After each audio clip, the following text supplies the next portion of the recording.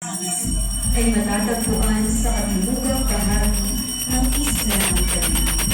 Sa isa ng kautusan ng mga kadaligalang Obispo Francisco M. de Leon ay naitatag ang parokyang ito bilang ikatlong parokya sa isla noong unang araw ng Hunyo taong 2018. Mula noon nasa ilalim ito ng pastoral na pangalaga ng mga misyonarong sa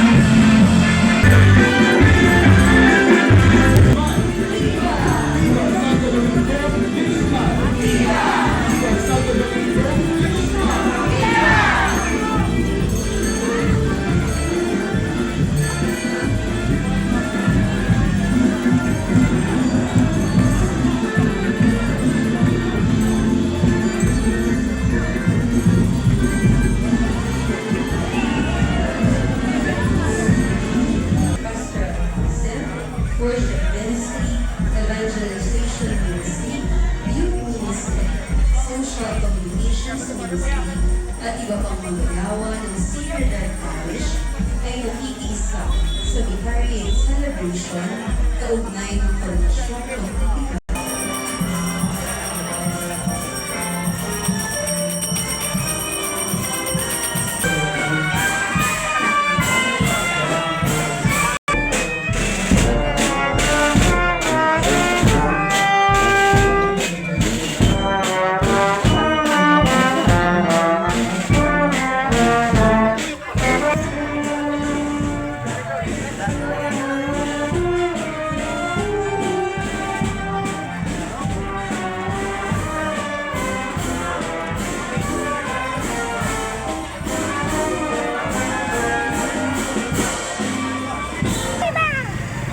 Nuestra Señora de los Ángeles.